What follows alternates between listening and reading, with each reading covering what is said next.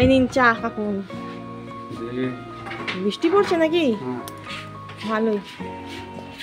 আলমারির কাজ চলছে। মেয়ের পছন্দের কালার পিঙ্ক কালার, এই যে পিঙ্ক কালার এনেছে, দারুণ দেখতে লাগছে পিঙ্ক কালারটা দেওয়ার পর। হ্যাঁ প্যাকেটটা তোলা হয়নি ওই জন্য আবঝা আবঝা লাগছে, হয়ে যাওয়ার পর ভালো লাগবে দেখতে।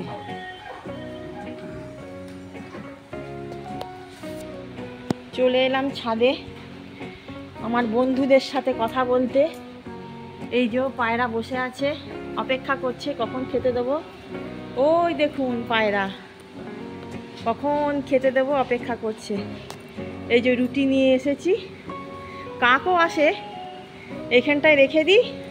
কাঠবিড়ালি কাক এই আমাকে যেই দেখেছে এই দেখুন একজন এসে উপস্থিত। হ্যাঁ হ্যাঁ এসে গেছি এসে গেছি, এই তো এই তো এই তো রুটি নে নে, আয় আয় আয় আয় আয় আয়। এই যে ওরা জানে যে আমি খাবার দিতে আসি, এখানে রেখে দিলাম। এবারে পাখিতে কাঠবিড়ালি সবাই ভাগ করে খাবে, সব বসে আছে এখানে দেখুন। ওই যে আমার সেই যে একটা পা খোঁড়া, ওর আবার একটা পা নেই, দেখছেন? দেখুন বাইরে ওয়েদারটা কি সুন্দর, চারিদিকে গাছপালা, দারুণ লাগছে।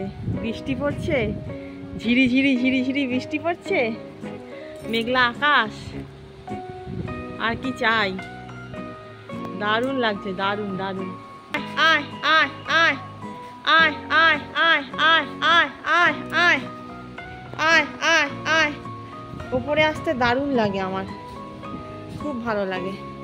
চলুন তলায় যাওয়া যাক, তলায় অনেক কাজ আছে। আবার পায়রাকে চাল দিতে হবে, পায়রা আবার অপেক্ষা করছে চালের জন্য। কি দেখছিস, তো লেখা হয়ে গেছে সব কমপ্লিট? আচ্ছা, দাদুর সাথে দাঁড়িয়ে দাঁড়িয়ে নিজের আলমারিটা কিভাবে করছে দেখছে। হ্যাঁ বৃষ্টি পড়ছে দেখতেই পাচ্ছি, জামা কাপড়গুলো তুলে নিই সব, আর আবার সব ভিজে যাবে। সকালবেলাতেই জানলার দুটো পর্দা আমি ভিজিয়ে রেখেছিলাম কাচবো বলে, কিন্তু সেটা আর ভুলে গেছি, খেয়াল নেই। তাই এটা আবার কাচতে অনেকটাই বেলা হয়ে গেছে, তাই এখন আমি এগুলো কেচে নিচ্ছি। আর পর্দাগুলো খুব বড়, নর্মাল যেমন পর্দা হয় সেরকম নয়, মানে পুরো ওপর থেকে নিচ অবধি একদম পর্দাগুলো বিশাল বড় বড় পর্দা। তো অনেক কষ্টে এটা কেচেছি, কাচার পর এটাকে ভালো করে এখন ধুয়ে নিচ্ছি। আর অনেকটাই এখন বেলা হয়ে গেছে।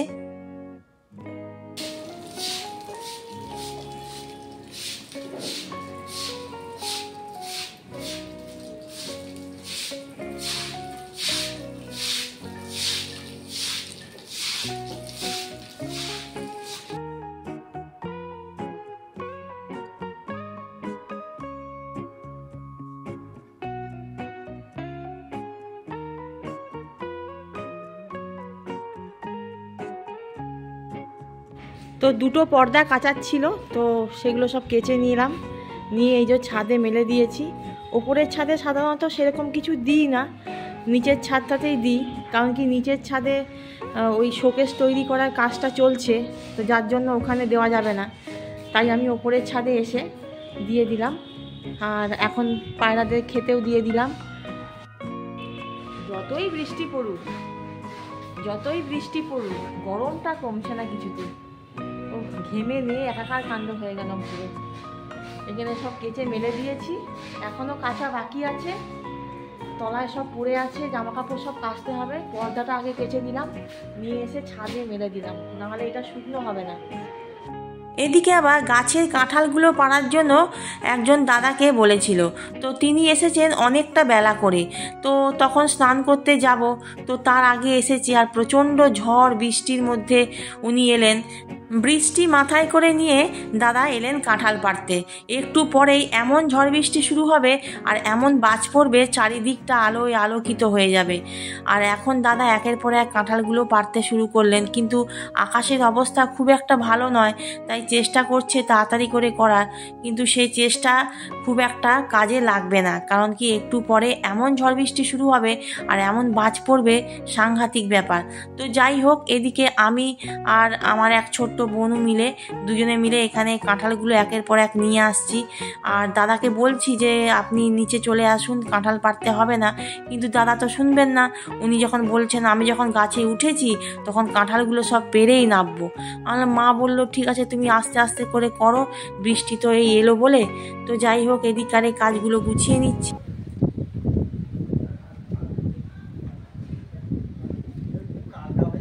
হ্যাঁ, ওই জন্য তোমায় বললাম যে ইয়ে দাও, জল পাচ্ছে তো।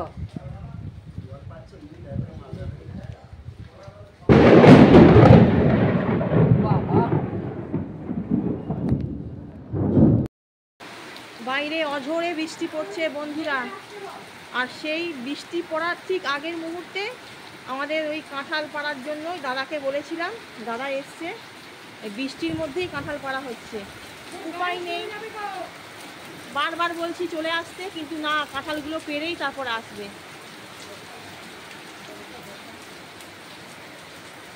ওই গাছে পাড়ছে, সাবধানে এসো, এই পাইপের ওপর দিয়ে এসো, শ্যাওলার পা দিও না। হ্যাঁ, এই বৃষ্টির মধ্যেই আমাদের কাঁঠাল পড়া হলো। বলছি দাদাকে চলে আসতে, অঝোরে বৃষ্টি পড়ছে, অঝোরে বৃষ্টি পড়ছে।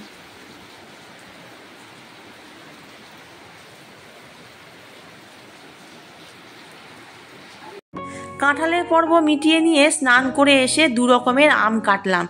একদিকে আম কাটলাম হচ্ছে ছাল ছাড়ানো, আর একদিকে ছাল সমেত। তো যাই হোক, মা এখানে সবাইকে খেতে দিচ্ছে, সবার স্নান হয়ে গেছে, এবার খাবারের জন্য অপেক্ষা করছে। দুপুরবেলা খাওয়া দাওয়া হয়ে যাওয়ার পর বিকেলবেলা এখন 4টে বাজে, এখন চা বসিয়ে দিয়েছি, চা প্রায় শেষের পথে। তো বন্ধুরা, আমার ব্লগটা কেমন লাগছে অবশ্যই জানাবেন। তারপর সন্ধেবেলায় সন্ধে দেওয়ার পালা। তো ঠাকুর ঘরে চলে এসেছি, সন্ধে দেওয়া হয়ে গেছে। তো আজকের মতো ব্লগটা আমি এখানেই শেষ করব। তো বন্ধুরা, আমার এই ভিডিওটি কেমন লাগলো অবশ্যই জানাবেন, আর যদি ভালো লাগে কমেন্ট করবেন, আমাকে সাবস্ক্রাইব করবেন। জয় শ্রী মাধব।